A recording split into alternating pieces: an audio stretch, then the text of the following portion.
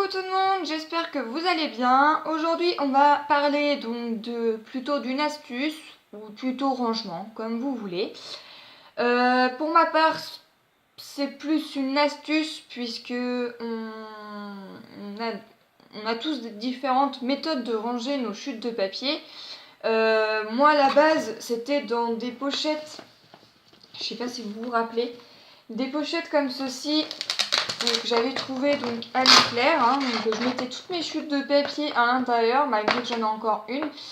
Mais celle-ci c'est vraiment mes papiers à motifs qui sont donc colorés, mais je sais que c'est beaucoup plus facile pour trouver les teintes que je souhaite. Voilà, puis j'allais pas mettre chaque pochette une couleur à un motif différent parce que sinon on s'en sort pas. Donc vraiment tout ce qui est un motif, j'ai laissé ça dans une pochette comme ceci. Donc sa pochette à la base qui est comme ça. Voilà, et en fait j'avais une autre pochette comme ceci, violette, où je rangeais toutes mes chutes de papier unies. Sauf qu'à la longue, à chaque fois que je voulais chercher, je sais pas, un papier rose, il fallait que je trifouille à l'intérieur pour trouver la chute, le morceau de papier que je voulais, de couleur rose ou autre couleur, bien entendu. Parce que vous imaginez que je n'ai pas qu'une seule chute de papier, comme tout le monde, je conserve. Moi je conserve jusqu'à ce que ça fasse un tout petit carré de 2 cm. En général, ça sert toujours parce que quand on a besoin de faire une petite découpe et qu'il nous manque un tout petit morceau de papier, et ben on est bien contente de la trouver. Voilà, donc vous allez rire parce que je vais certainement vous en faire montrer un où vous allez me dire mais elle garde ça. Mais oui, je garde tout. Je garde tout. J'enlève vraiment quand on peut plus perforer ou quand on ne peut plus du tout coller dessus. Voilà. Mais en général, je garde toutes mes chutes. Toutes bonnes comme toute bonne scrapeuse, on conserve. Donc là, je vous avais expliqué que j'avais acheté donc une petite caisse comme ceci pour ranger à la base des papiers. Vous voyez que j'ai quand même rangé pas mal de choses à l'intérieur. Donc là mes chutes de papier vont jusqu'ici. Tout ça c'est des chutes de papier. Et le reste c'est là c'est des enveloppes pour mes autres chutes de plus tard. Ça c'est une enveloppe qui va certainement partir bientôt.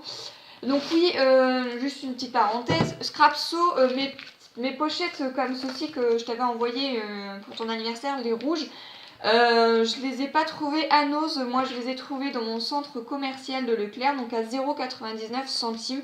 C'est vrai que c'est exactement les mêmes et elles sont top, ça ne bouge pas. Et quand c'est collé. Enfin bref, c'est top. Donc voilà, donc je l'ai mise là-dedans parce que je la trouvais jolie et puis je savais pas où la mettre, donc du coup je l'ai mise là, mais de toute façon elle risque de partir bientôt. Je remets ça comme ça va être mieux. Je vais essayer de basculer un peu la caméra. Voilà. Vous n'allez pas voir ma tête, tant pis. Donc là j'ai remis toutes mes chutes d'enveloppes. Donc je vais expliquer que c'était des enveloppes basiques comme ceci. Voilà.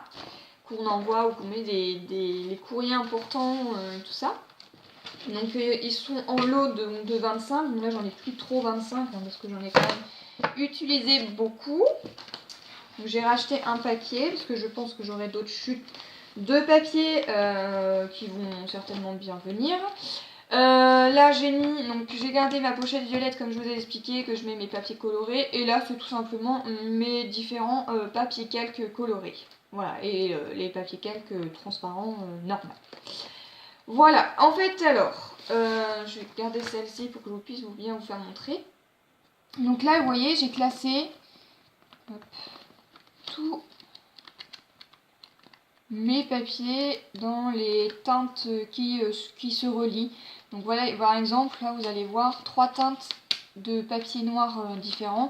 Puisqu'en fait, celui-ci, je ne sais pas si vous allez bien voir, mais il fait un peu effet brillant. Et en fait, on a du papier canson, on a du papier Clairefontaine. Donc il y a des aspects, il y a des différentes couleurs. Il y a des... vous voyez par exemple là, on voit que là, celui-là il est plus clair et celui-là il est plus foncé. Mais en fait, c'est parce que le papier canson et le papier Clairefontaine ne sont pas du tout pareils. Pour le blanc, c'est pareil. En fait, j'ai du papier aquarellable qui me sert pour mes colorisations. Hop. Et d'autres qui c'est du papier canson. Et vous savez, il y a des blocs aussi de chez Action de couleur blanc. Donc on a du blanc un peu pailleté et du blanc un peu avec des effets velours, un peu granuleux. Voilà. Et après c'est pareil hein, pour les teintes rouges, hein, par exemple là. Hop, non attendez, je sais plus. Là par exemple, le rouge qui est là, c'est un effet miroir. Voilà. Et après, c'est du papier canson, vous voyez, mais c'est des teintes complètement différentes. Donc celui-ci est plus clair et celui-là est plus foncé. Enfin, et voilà. Et celui-là, il fait un peu rosé. Enfin, c'est pas du rouge, rouge, c'est un peu rosé bordeaux, quoi. Et ainsi de suite, hein, vous voyez, là c'est du jaune. Là, on a du jaune un peu pailleté. Je sais pas si vous allez bien voir. Voilà. Là, on a le orange, le marron. Enfin voilà, donc là on a le marron un peu effet brillant et tout ça, etc., etc. Donc en fait pour les classer, j'ai tout simplement utilisé donc une enveloppe comme ceci, où on a une languette là, et j'ai tout simplement enlevé l'opercule blanche qui est là pour la coller hop, à l'intérieur. Comme ça me fait vraiment ma pochette. Donc ça, c'est collé après. Hein. C'est collé comme ça. Si je vous reprends une basique, vous n'allez pas voir. Hop, je prends le verre qui est là. Vous voyez, c'est collé. Je l'ai collé à l'intérieur. Ensuite, j'ai tout simplement pris une chute de papier où j'ai perforé des cercles avec une perforatrice ou un dies rond. Après, vous prenez ce que vous voulez. Et je les ai collés, donc, recto, verso. Voilà. J'ai utilisé cette colle-ci pour les coller. Et après, bah, je me suis amusée à les classer, donc, par couleur. Et voilà. Donc, je sais que j'ai pas fini, hein, parce que bon, là, j'ai fini de classer toutes mes couleurs, mais vous voyez ce que ça fait, hein, j'en ai quand même... pas mal. Hein. Alors quand je vous disais que je garde des petites chutes de papier, c'est que voilà, pour faire montrer des chutes que je garde. Donc là par exemple dans le bleu, vous allez me dire mais qu'est-ce qu'elle fait avec ça? Voilà, je garde des petits bouts comme ceci. Mais ça peut servir en fait parce que vous pouvez écrire un petit mot, quelque chose, faire une petite banderole, comme ça. Et ça colle et franchement c'est top. Donc ouais, moi des petits bouts comme ça je garde. Donc, vous allez me dire mais elle est folle, elle garde ça et tout ça, mais voilà quoi. Vous voyez par exemple,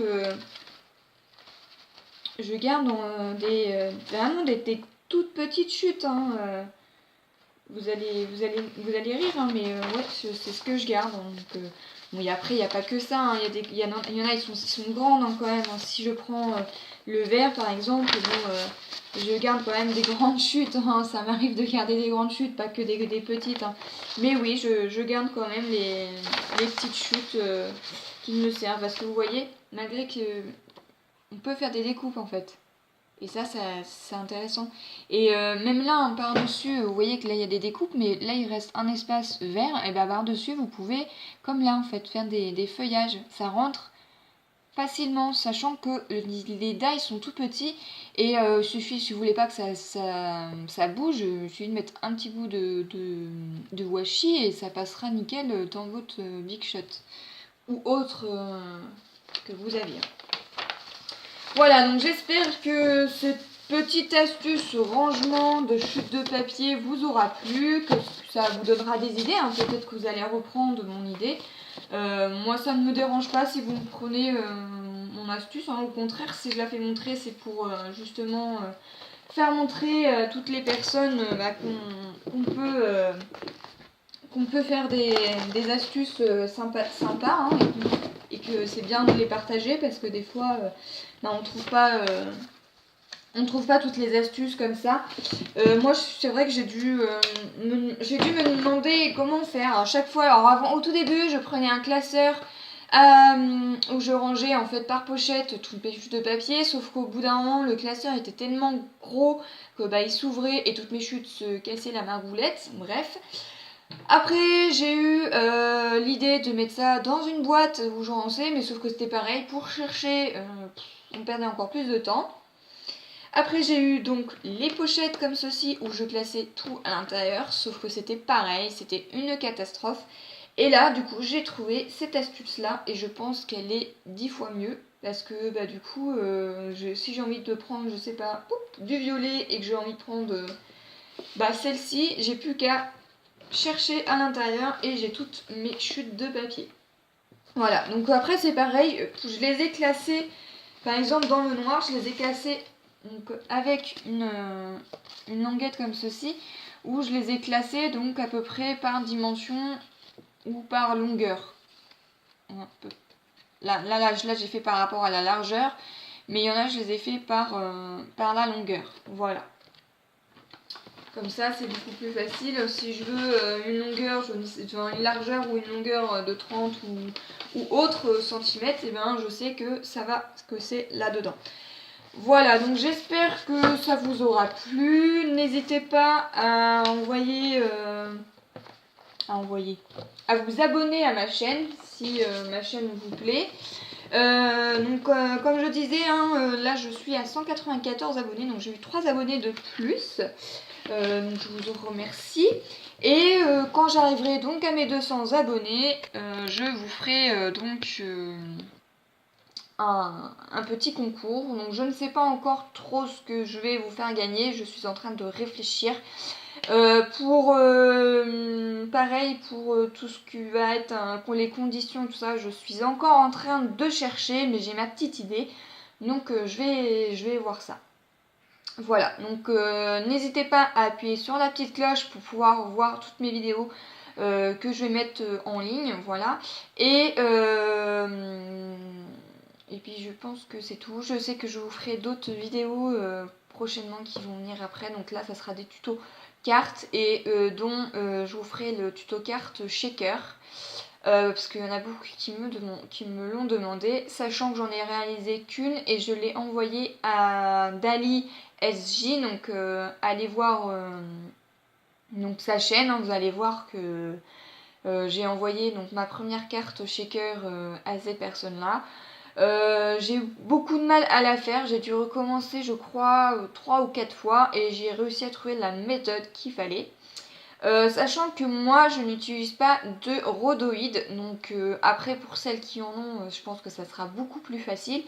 Moi je vous ferai montrer les 2 méthodes différentes que j'utilise. Donc il y a 2 méthodes que j'utilise et je vous ferai montrer ça en vidéo. Voilà, donc j'espère que cette petite vidéo vous aura plu et je vous dis à une prochaine.